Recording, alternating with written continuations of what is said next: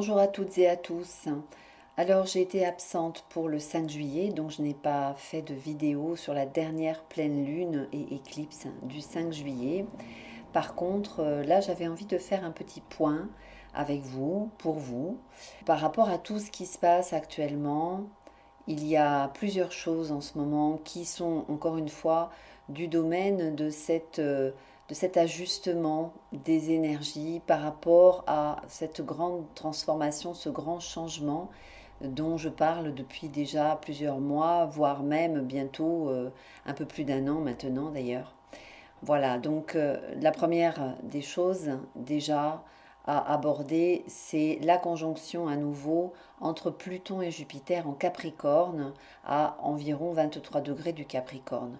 Donc ce Capricorne qui est à nouveau extrêmement, qui fait parler de lui, étant donné qu'il y a eu cette pleine lune récente qui s'est passée en Capricorne et que Saturne également est rentré à nouveau dans le Capricorne pour cette période où il va nous rappeler que cette énergie, elle est toujours très présente, même si elle fait tout son travail de manière très intériorisée.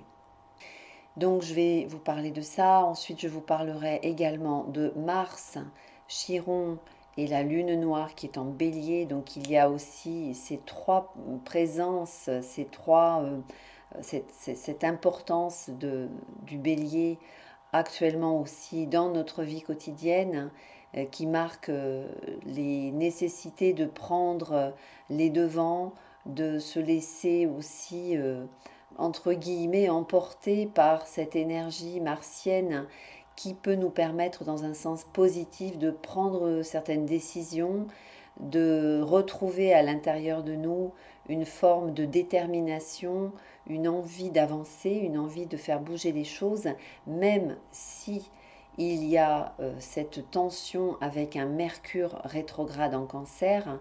Et ce Mercure rétrograde en Cancer, lui, par contre, a tendance à mettre le frein à main en nous disant attention, module un petit peu cette énergie martienne qui est donc très présente, ou plutôt essaye de filtrer cette énergie pour qu'elle soit, pour qu'elle parle véritablement de ce qui te convient et pas des coups de tête qui amènent finalement à regretter ensuite certaines décisions ou certains mots ou certaines attitudes qui ont pu être pris sous l'égide de cette énergie martienne très puissante.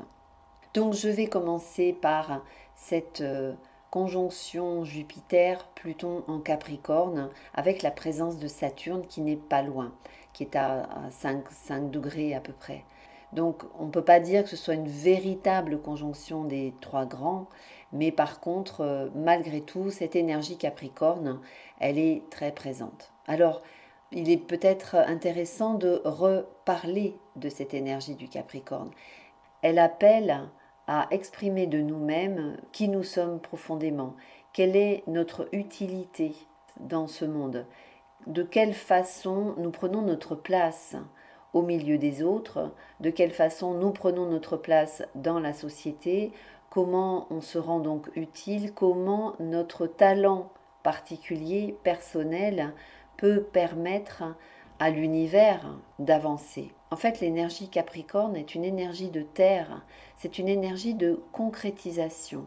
Donc en gros, comment j'utilise tous les aspects de moi, toutes les facettes de moi-même, tous les talents personnels, mes propres idées, mes façons de penser, mes façons de m'exprimer, ma façon d'être d'une façon générale, ma manière de me présenter aussi, ma manière de fonctionner au quotidien, pas seulement d'une façon très déconnectée de la réalité quotidienne, hein, mais quels sont les aspects de moi, quels sont les côtés de mon caractère, de ma personnalité que je pourrais utiliser pour apporter ma pierre, pour concrétiser ma participation à ce monde concret, dans cette vie quotidienne, dans cette façon très pratique d'être de participer dans cette vie, en fait, d'être dans cette vie et de participer à cette vie. Donc ça peut passer par des choses très basiques, comme je trie mes déchets ou je ne jette rien sur les trottoirs. Bon, ça, je parle maintenant, ça fait bien des années qu'on parle de tout ça, mais on retrouve encore les masques qui traînent au sol, par exemple, hein. On voit beaucoup de photos en ce moment de ce genre de choses. On est revenu en fait à oublier aussi que le plastique nous protège, hein, mais que le plastique aussi pollue, par exemple. Donc il y a beaucoup à dire, beaucoup à faire, et chacun d'entre nous peut trouver sa façon qui n'est pas hiérarchisée, c'est-à-dire il n'y a pas une façon meilleure qu'une autre, mais c'est la nôtre.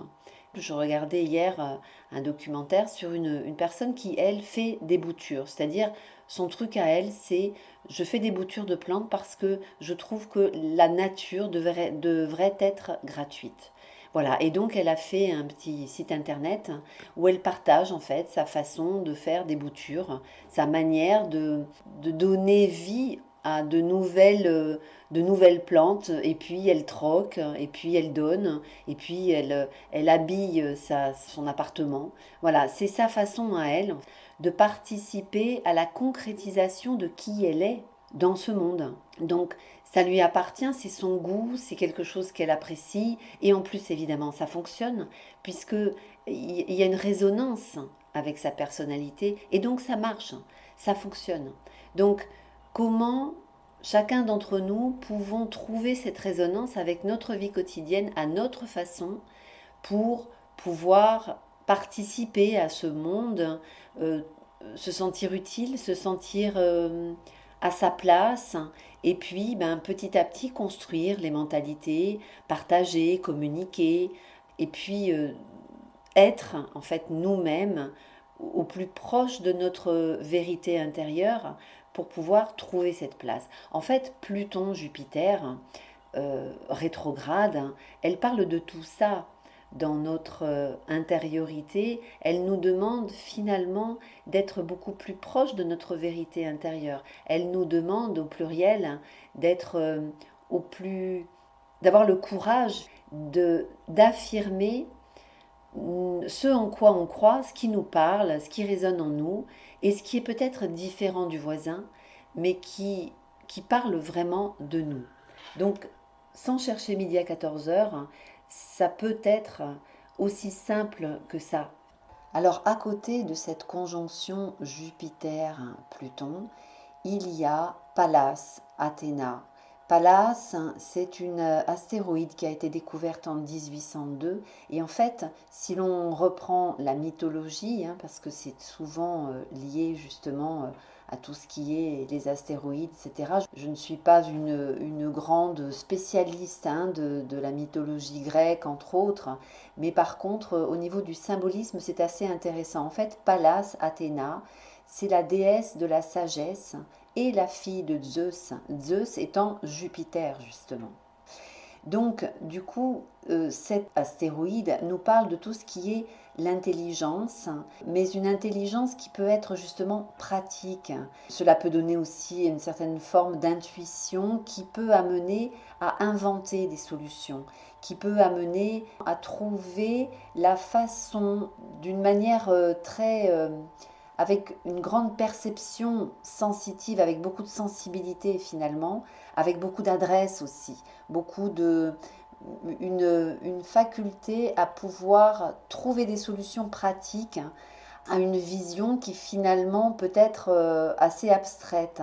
Là, on est dans la conjonction entre l'abstraction de la pensée, donc une façon de penser qui est déconnectée du concret, et cet astéroïde donc nous donne la capacité de relier cette pensée abstraite, cette imagination, on va dire, avec justement la solution pratique, concrète, pour mettre en œuvre ce à quoi on pense.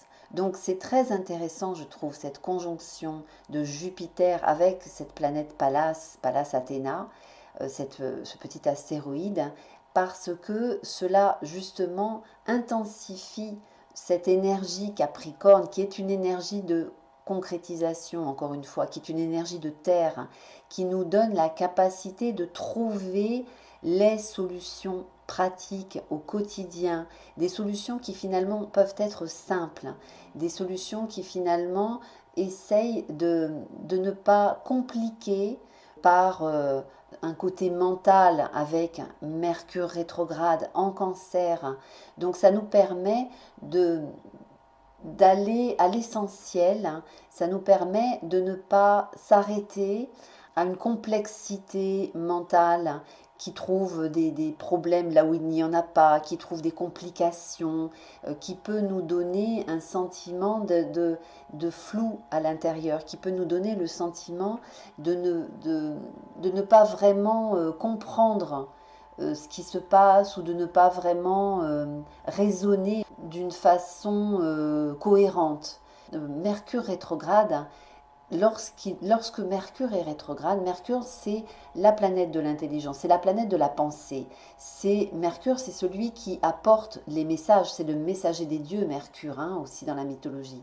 Et donc, lorsque Mercure est rétrograde, cela se passe à l'intérieur. Mais lorsque nous sommes habitués, parce que nous sommes habitués à, à avoir un esprit qui finalement est très emberlificoté, mélangé avec des émotions, avec des peurs, avec des oui mais, avec des et si, avec des si seulement, etc., etc., avec toute cette complexité mentale que l'on a été habitué à utiliser, en particulier d'ailleurs à l'école par exemple, hein, eh bien, chercher midi à 14 heures, donc encore une fois, eh bien, cette astéroïde Pallas peut justement nous permettre de ne pas nous arrêter à cette emberlification mentale, à ces complexités mentales, et donc peut nous permettre de trouver la solution la plus facile, la façon la plus logique,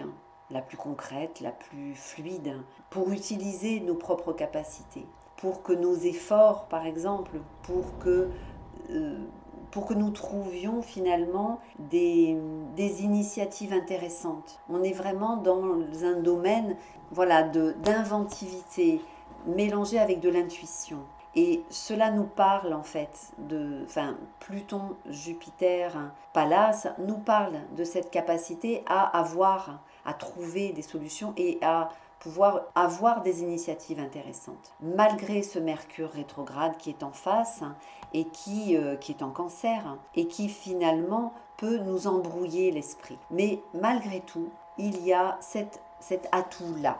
Donc, l'opposition entre Mercure, Jupiter, Pluton et Saturne et Pallas n'est pas évidente puisque Mercure, pour l'instant, rétrograde à 5 degrés du Cancer. Donc, du coup, à 5 degrés du Cancer, il n'est pas en opposition véritablement, mais il est quand même en Cancer. Et il y a actuellement ce Soleil en Cancer. Donc ça veut dire que cette hypersensibilité en Cancer, elle est donc présente.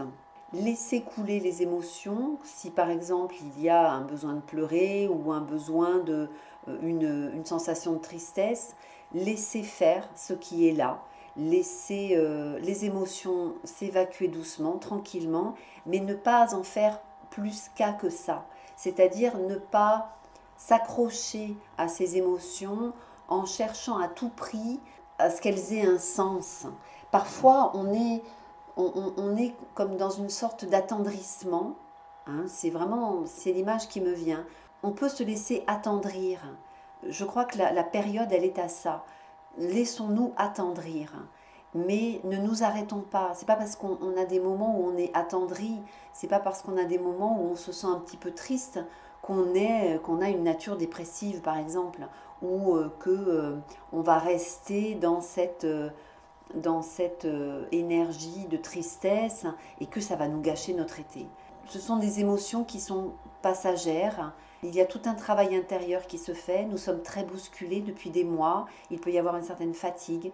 Il peut y avoir simplement une envie de se lâcher un petit peu et une envie juste de laisser s'exprimer en nous notre partie peut-être plus fragile, plus vulnérable, celle qui a besoin qu'on l'écoute, celle qui a besoin peut-être de se poser, de se reposer. Avec un Mercure rétrograde aussi, il peut être temps tout simplement de se détendre, hein, de se relaxer et en même temps d'alterner avec d'autres moments puisqu'il y a cette énergie bélier très forte avec Chiron, avec la lune noire, hein, Lilith moyenne, hein, à 10 degrés, 18 degrés du bélier, et qu'il y a surtout ce Mars qui est là en bélier aussi, donc toute cette énergie qui est en carré, qui est en tension avec ce Mercure. Et donc toute cette configuration entre Mercure, Mars, Chiron, la Lune noire, tout ça, ça peut nous donner une tendance à courir un peu partout, une tendance à se dire mais il faut absolument que ça soit terminé avant la fin de l'été, il faut absolument que, je dois, il faut. Et tout ça n'est pas forcément quelque chose de nécessaire. Donc prendre de la distance, d'autant que nous avons un Neptune rétrograde en Poisson qui nous invite aussi à se laisser aller à la rêverie, à s'autoriser aussi, à se lâcher un petit peu, à s'autoriser à ne pas être sans arrêt sur les chapeaux de roue. Donc c'est vraiment une configuration particulière encore en ce moment. Mais finalement, c'est comme quelque chose qui se déroule. C'est comme un film qui se déroule doucement avec une cohérence.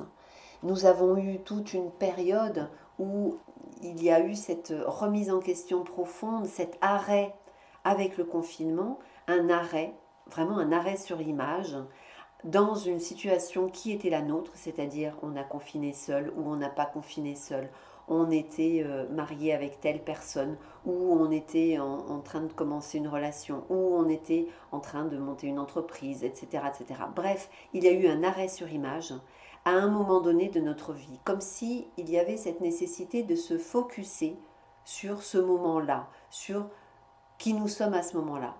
Donc, il y a eu tout ça. Après toute une période où nous avons été extrêmement bousculés, de manière extérieure aussi, par les remises en question, par peut-être aussi des événements extérieurs, des choses qui venaient nous bousculer. Donc, puis, arrêt sur image avec le confinement, avec une nécessité, eh bien, entre guillemets, de s'immobiliser, hein, puisque là, je parle au niveau individuel, bien sûr, puisque finalement, moi, c'est ce qui m'intéresse le plus, le niveau individuel, parce que je considère que c'est chacun de nous qui formons l'un à côté de l'autre la société actuelle. Donc, l'individualité, pour moi, est la clé de ce qui va faire la société de demain. Si chacun d'entre nous avons une façon d'être qui est la nôtre, avec notre vérité, sans être dans une remise en question de l'autre systématique, dans un combat contre des idées, l'autre, etc., etc., eh bien, peut-être que la société, justement, serait beaucoup plus paisible. Si chacun d'entre nous habitions profondément qui nous sommes, ce serait nettement moins compliqué. Ce serait nettement moins difficile, ce serait nettement moins douloureux. Et il y aurait certainement plus de guerre. Et il y aurait certainement une capacité de pouvoir être aussi à l'écoute de l'autre pour prendre en compte des idées qui sont différentes, des conceptions qui sont différentes, des regards qui sont différents. Bref, ça peut être nos lendemains qui peuvent être des lendemains qui chantent, c'est-à-dire qu'il y ait cette nouvelle société où on ne va pas combattre contre quelque chose, mais où on va s'écouter, se prendre en compte et où il y aurait de moins en moins de jugement. Le but évidemment, c'est qu'il n'y ait plus du tout de jugement. Qu'est-ce que c'est que les jugements? C'est quand on est arc-bouté sur ce en quoi on croit et qu'on ne veut pas prendre en compte qu'il puisse y avoir des paires de lunettes différentes qui voient les choses différemment et qui sont des expériences différentes et qui sont des personnes différentes, des sensibilités différentes, des avis différents, etc. Et il faut tout pour faire un monde. Et le monde est une mosaïque, une grande mosaïque de plein de choses. Donc actuellement, pour en revenir maintenant à cette énergie en ce moment très bélier, très martienne, donc puisque le bélier est géré par Mars, le bélier c'est aussi la capacité de renaître. C'est un début, c'est un commencement, c'est une mise en route, c'est le démarreur vers autre chose. Ce démarreur, habité par Mars, habité par Chiron aussi, habité par la Lune noire, il nous donne plusieurs possibilités. Il nous donne la possibilité de retrouver un enthousiasme. Il nous donne la possibilité de nous mettre en route. Il nous donne la possibilité d'avoir des idées, d'avoir une impulsion en fait pour aller vers quelque chose qui nous nourrit ou une envie tout simplement de prendre une initiative. Mais en même temps, cette énergie bélier martienne, elle est en même temps en tension avec Mercure, donc en tension avec ce qui habite actuellement le cancer. Donc cela veut nous dire que en même temps, dans cette mosaïque que peut représenter le monde, il y a notre mosaïque à nous. Bien sûr que nous sommes aussi faits de tout un tas de personnages. Il y a le petit enfant qui a envie de faire l'andouille, il y a l'adulte qui a plein de projets en tête et qui a tellement d'envie d'aller de commencer certaines choses parce que c'est ce qu'il aime, c'est ses passions, etc. Il y a un adulte très raisonnable qui est organisé et qui a besoin évidemment d'être dans cette espèce de côté raisonnable, pragmatique, concret, par rapport à son travail, par exemple, etc.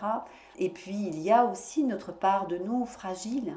Et en fait, toute cette configuration actuelle, elle parle de tous ces aspects de nous. Et elle parle aussi de cette nécessité peut-être de laisser vivre chacun des aspects de nous au fur et à mesure ou lorsque ça se présente, en essayant de ne pas les juger, mais en faisant que cela vive en bonne intelligence. Certains moments, nous allons nous sentir vulnérables, fragiles, nous aurons besoin d'aller nous blottir, d'aller nous recroqueviller dans un coin pour pouvoir verser une larme ou devant un film, que sais-je, n'importe. On s'en fiche finalement, c'est être juste soi-même. Et puis à un autre moment, on va croiser quelqu'un dans la rue qui va nous agacer pour X ou Y raison, mais juste observer, tiens, je peux être très réactif, je peux partir au quart de tour.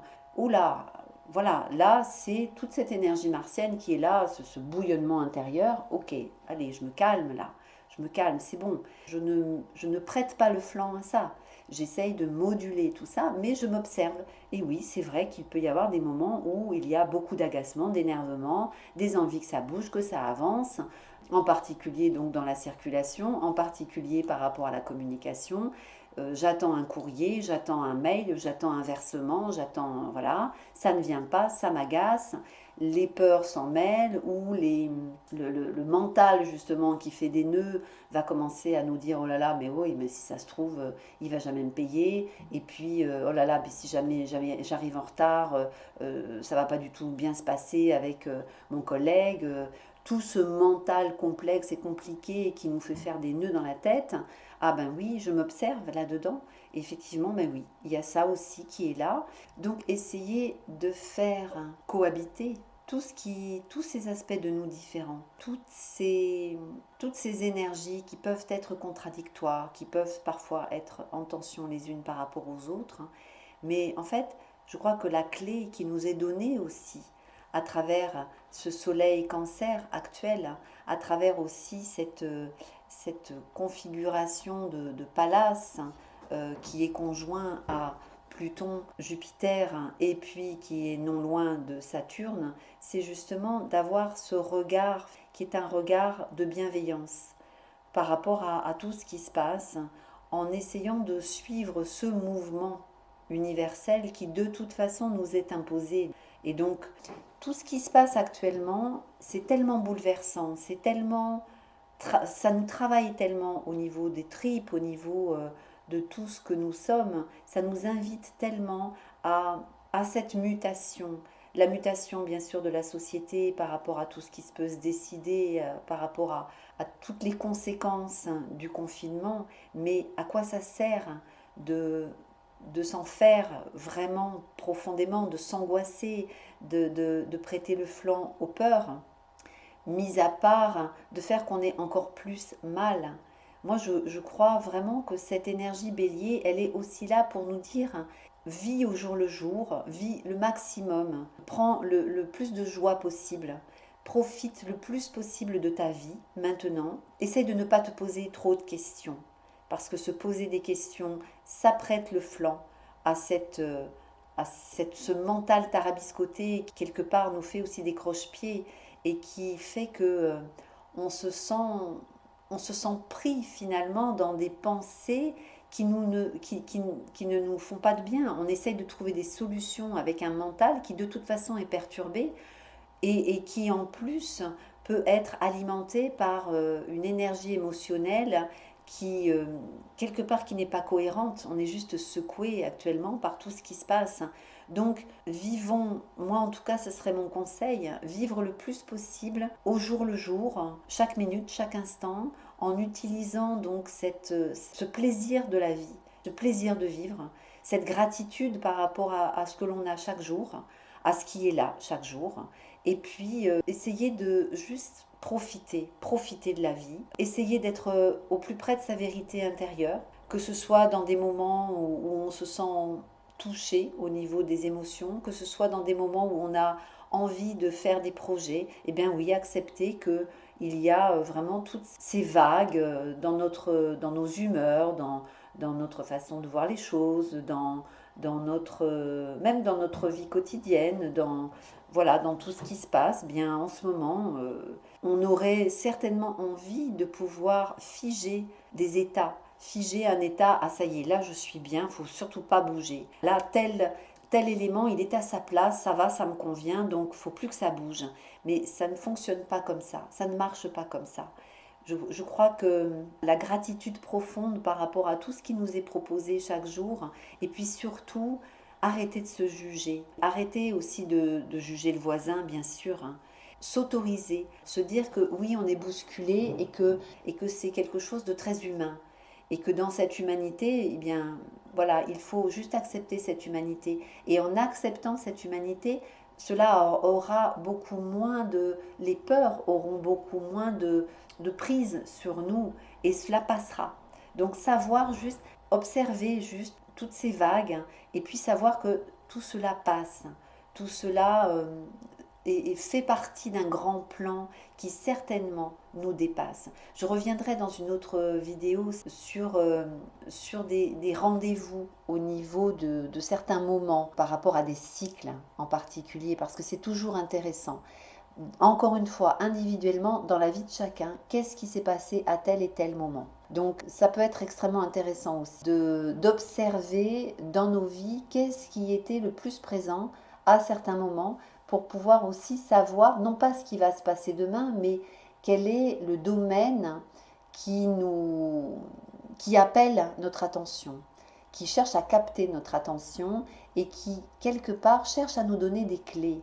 Parce que finalement, on peut aussi considérer que quel que soit ce que l'on vit, l'univers est toujours dans cette forme de bienveillance qui essaye de nous donner sans arrêt des clés, mais qui en même temps fait sa vie aussi à lui, cet univers, et qui nous propose juste de suivre le mouvement.